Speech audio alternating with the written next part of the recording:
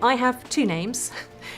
My working name is Liz Ball and I'm a consultant breast surgeon at Ipswich Hospital in England. But in 2015, when I was 40, I was diagnosed with breast cancer, which is a bit ironic as it's the one disease I've spent years learning to treat. And I started blogging about my cancer using my married name of Liz O Riordan, which led to me speaking all over the world and getting nominations to my blog, and it's given me a new way of being able to help people. I didn't find out in the normal way. I just thought I had a breast cyst, and I'd had a cyst 3 months before and all my scans were normal. And I had a mammogram that was normal, and then I had an ultrasound and I looked at the screen and I saw a large cancer, and I knew I needed chemotherapy, I knew I'd need a mastectomy. And so a week later I started 5 months of chemotherapy, and that showed that my cancer had completely disappeared. I then had a mastectomy and they took a couple of lymph nodes, and sadly the cancer had spread to my lymph nodes during chemo, and there was actually 13 centimetres of cancer left in my breast. I have a specific type of breast cancer called lobular, which is often very sneaky and isn't seen on scans.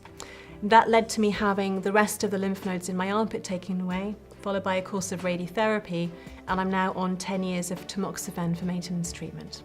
I think it's that doctors have no idea what it's really like to be a patient, and we randomly order tests. So I order MRI scans of patients all the while.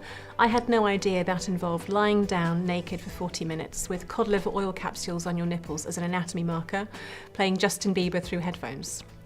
As a medical student, I didn't bother to go and see patients have the tests and scans because I didn't need to, it wasn't important. And I think I now know what it's like, and it's how I can use that information to make life easier for patients and to pass on the little tips and tricks. I think the first thing to say is you're not alone, but you need to go through the journey, and I hate the journey word, yourself. When you're diagnosed with anything, whether it's depression or cancer or diabetes, people come out the woodwork saying, oh, my gran had that and she's dead, or oh, my aunt had that and she's fine. And until you're through your treatment, you don't know how it's going to be. And it's how you find a way of coping. I came out on Twitter the day after I was diagnosed, and that's because I was being treated in a hospital where I'd worked and my husband worked, and I was going to get recognised. Once I lost my hair, everyone knew I'd have chemo, and I wasn't ashamed of having cancer.